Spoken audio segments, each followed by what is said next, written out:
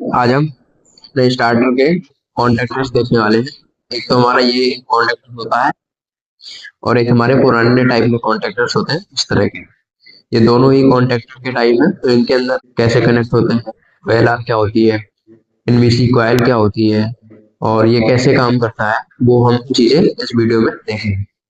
तो एक तो हमारा ये एडवांस कॉन्ट्रैक्टर है और ये हमारा पुराने टाइप कॉन्ट्रैक्टर है। तो सब हम इन दोनों को ओपन करते हैं और इनके अंदर एनओएनसी कैसे कनेक्ट होते हैं वो हम देखते हैं। एनवीसी कॉइल कैसे कनेक्ट होती है, उसमें सप्लाई कहाँ से देते हैं, वो सारी चीजें हम इस वीडियो में देखते हैं। ठीक है, तो सबसे पहले हम इस वाले कॉन्ट्रैक्टर से स्टार्ट।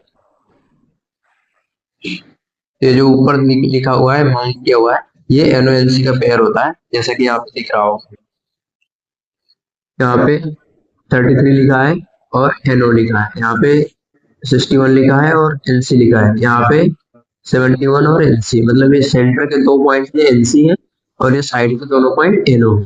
ठीक है, एनओ का मतलब होता है नॉर्मली ओपन, एनसी का मतलब होता है नॉर्मली क्लोज। और ये यहाँ से एक लीवर के द्वारा अटैच होती है इस बॉडी के साथ। इसको हम यहाँ से रिमूव भी कर सकते हैं, तो जैसे हम यहाँ पे प्रेस करेंगे और आगे स्लाइड करेंगे तो ये हमारा निकल आएगा। ये कुछ इस प्रकार का होता है। यहाँ पे ये लगा है लीवर, इसके सहायता से हम इसको इसमें फिक्स कर देते हैं। यहाँ पे ये पार्ट दिख रहा होगा, इसकी सहायता से फिक्स हो जाता है। जैसे ये नीचे जाता है वैसे ही ये भी इस लीवर से अटैच होता है। जैसे वो एनबीसी एनर्जाइज होती है, ये इस तरह कुछ आ जाता है और इसमें जो एनओ है वो एनसी बन जाता है और जो एनसी है वो एनओ हो जाता है। तो ये हमारा एक्चुअली कॉन्टेक्ट है, ये इसके कॉन्टेक्ट के ऊपर माउंट करते हैं। इसको माउंट करने के लिए क्या करेंगे, सिंपली ऐसे पकड़ेंगे और इसको इसमें स्लाइड कर देते हैं तो ये फिट हो जाता है। अब इसको रिमूव कैसे करते हैं, रिमूव करने के लिए इस लीवर को थोड़ा सा ऊपर प्रेस करेंगे। इस लीवर को ऊपर को प्रेस करने के बाद स्लाइड कर देंगे तो इजीली निकल जाता है हमारा। तो ये हमारा एक ज्वेलरी कॉन्टेक्ट हो गया जो कॉन्टेक्टर के ऊपर माउंट करते हैं। तो इसको देख लिया हमने। अब इसके बाद ये हमारा मेन कॉन्टेक्टर है। इसमें L1 L2 और L3 तीन लाइन है और एक ज्वेलरी कॉन्टेक्ट है एनो टाइप का, यहाँ पे लिखा भी है ये एनो है। और ये तीन L1 L2 और L3 तीन हमारे लाइन के पॉइंट है, जहां से हम पावर का इनपुट देंगे और पावर का आउटपुट लेंगे। और ये हमारा एक्सिलरी कॉन्टेक्ट एक एनओएस में दिया हुआ है।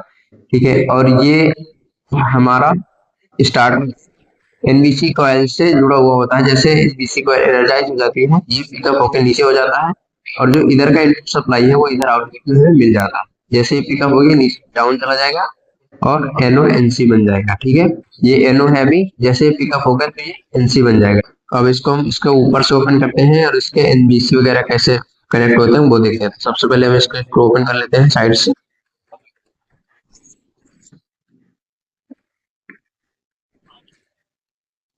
अब इसको ओपन करने के बाद कुछ हमारा दो पार्ट में ओपन हो गया। तो इधर हमारे तीन पॉइंट दिख रहे होंगे, एक दो और एक तीन। तो ये दो पॉइंट हमारे फेस टू फेस एनबीसी को सप्लाई देने के लिए है। हमारी एनबीसी दो सप्लाई में काम कर सकती है, एक सिंगल फेज और फेज टू फेज।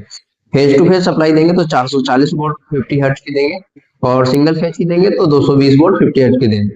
तो इसमें यहाँ पे एनबीसी कॉइल लगी हुई है, ये एनबीसी कॉइल की कोर है ब्लू वाले।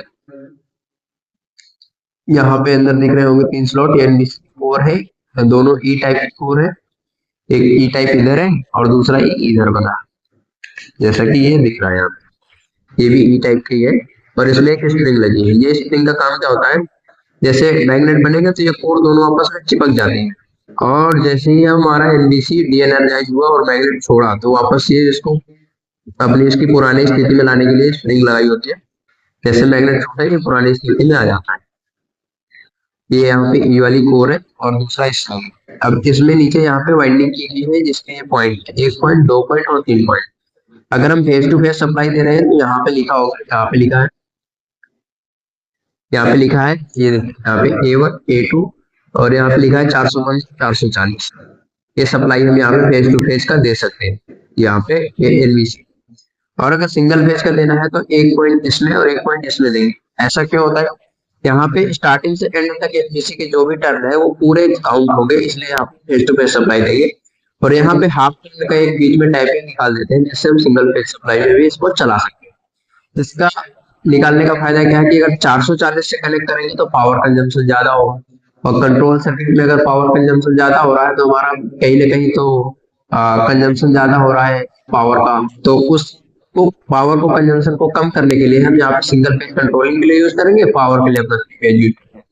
तो इसलिए ये वाला भी पॉइंट हमें दिया होगा उसमें। तो ये रहा हमारा कॉन्टेक्टर होगा कि कॉन्टेक्टर में ये यहाँ पे एनबीसी होती है, ये उसकी कोर है, स्प्रिंग उसको पुनः वापस सिस्टम में लाने के लिए होता है।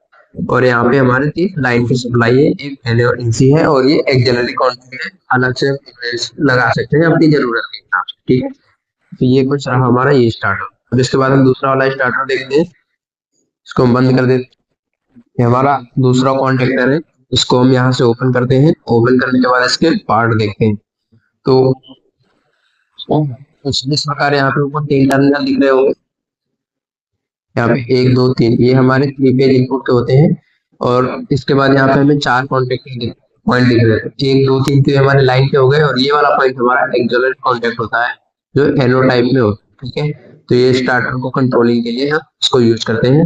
यहाँ पे कुछ बटन दिख रहे होंगे, एक एनो होता है और एक एलसी होता है। ये ऊपर वाला पार्ट जो दिख रहा है हमारा ओएलआर होता है, ओवरलोड रिले होती है। और यहाँ पे ये कोर है, और यहाँ पे ये वाली हमारी एनबीसी है। एनबीसी जैसे मैग्नेट बनता है, ये कोर से ऐसे चिपक जाता है, और इसके चिपकने से ये वाला जो हमारा पॉइंट है ये टच हो जाता है, और हमारी जो इनपुट सप्लाई है वो आउटपुट में आ जाती है। इसको ओपन करते हैं और वन बाई वन देखते हैं। अभी हमारा पूरा कॉन्टेक्टर हमने बॉक्स से बाहर निकाल लिया। यहाँ पे क्लियर दिख रहा होगा, एक दो तीन ये हमारे लाइन के पॉइंट है। ठीक है, ये ऊपर हमारी ओएलआर है जिसमें एक एनओ और एक एनसी बटन है। और यहाँ पे ये वाला दिख रहा है, हमें करंट रेटिंग को सेट करने के लिए है, हमें कितनी मैक्सिमम करंट रेटिंग में ओएलआर को एडजस्ट कराना है, वो यहाँ पे करंट रेटिंग सेट करने के लिए। उसके बाद एक दो तीन ये पॉइंट है हमारे आउटपुट के पॉइंट है, और ये वाला हमारा एक ज्वेलरी कॉन्टेक्ट का पॉइंट है। और ये हमारी एनबीसी कॉइल है, ये वाली जो जैसे इसमें सप्लाई आती है एनर्जाइज हो जाती है, तो ये वाला जो लीवर है ये ऐसे पिकअप हो जाता है। अभी ये नॉर्मल पोजीशन में, जैसे पिकअप होगा तो ये वाला पॉइंट ऊपर उठ के आ जाता है। और यहाँ पे भी पॉइंट अलग अलग दिखे हैं, दिख रहे होंगे यहाँ पे ये वाले पॉइंट। जैसे ये एनर्जाइज होगा तो ये ऐसे हो जाएगा, और ये पॉइंट इसमें जाके टच हो जाते हैं। तो जो इनपुट सप्लाई इधर से इनपुट सप्लाई आ रही होती है वो जाके इससे इससे कनेक्ट होकर यहाँ पे आउटपुट सप्लाई के रूप में हमारी आ जाती है। तो वन बाई वन हम ओपन करते हैं। तो सबसे पहले हम ओएलआर को ओपन कर लेते हैं, इससे पहले इसके कनेक्शन अलग कर लेते हैं।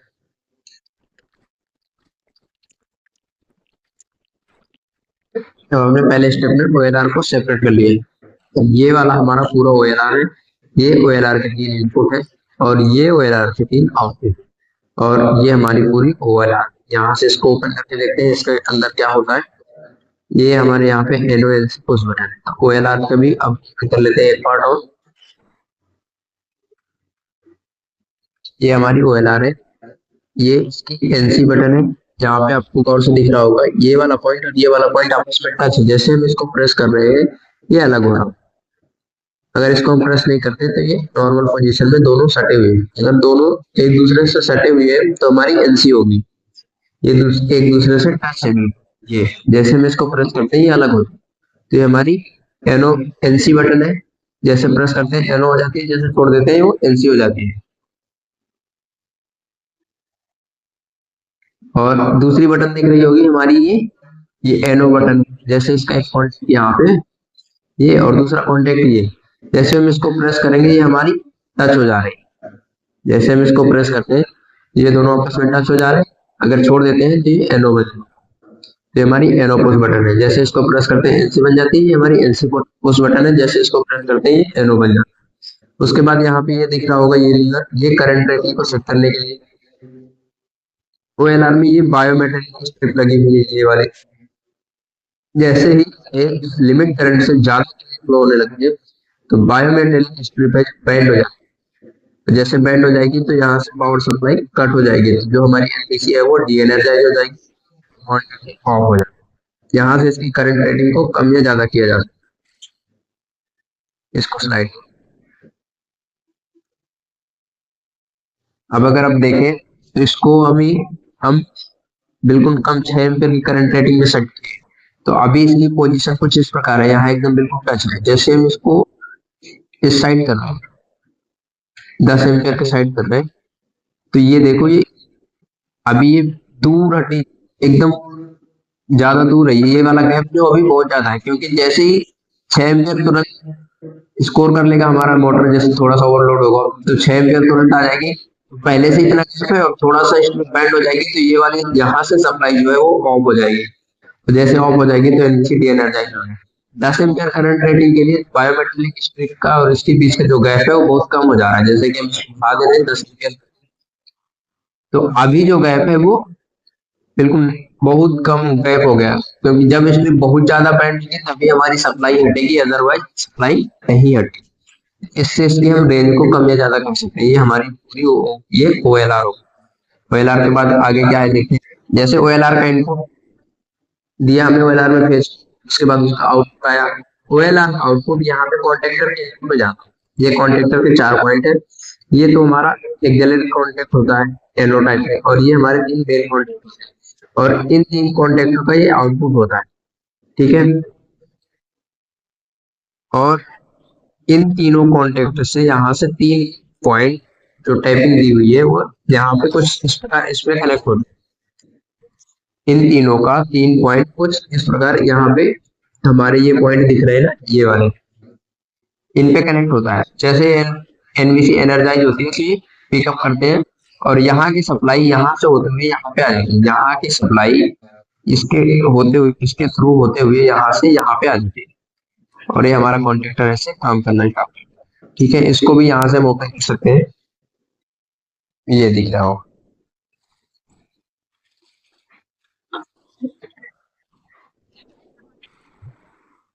ये कुछ ऐसे अमाउंट होता है, ओएलआर का इनपुट इसके आउटपुट में आता है, और इसके बाद हमारे यहाँ पे आता है। तो अगर इसको हम उल्टा करके देखें यहाँ पे, तो ये वाले जो पॉइंट है इनके पॉइंट यहाँ पे दिए हुए हैं 1 2 3 4, और उसके बाद ये हमारे कॉन्ट्रैक्टर दिख रहे हैं, कॉन्ट्रैक्टर, ये वाला पॉइंट इसका यहाँ पे इससे कनेक्ट होता है इसके, जैसे ये कुछ इस प्रकार रहता है, इस प्रकार रहता है कुछ इस प्रकार, तो अगर ये एनर्जाइज नहीं होगी एनवीसी तो कुछ नीचे रहेगा, तो जैसे एनर्जाइज होगी ये ऊपर चला जाएगा, ऊपर चले जाने पे ये वाले पॉइंट तक इस वाले पॉइंट का इसके थ्रू कांटेक्ट हो जाता है, यहाँ से जो सप्लाई आ रही है वो यहाँ पे कांटेक्ट हो जाती है और यहाँ पे हमारा आउटपुट आ जाता है, तो ये हमारा ओवरफ्लो कंडक्टर है, इसके आप सभी पार्ट है, ठीक है। ये एनवीसी हो गई, मेन हमारा कॉन्ट्रैक्टर में जो काम होता है वो एनबीसी का ही होता है, ये एनर्जाइज और डी एनर्जाइज। उसके बाद हमारा प्रोटेक्शन के लिए हमारा ओएलआर, ठीक है। ये सारी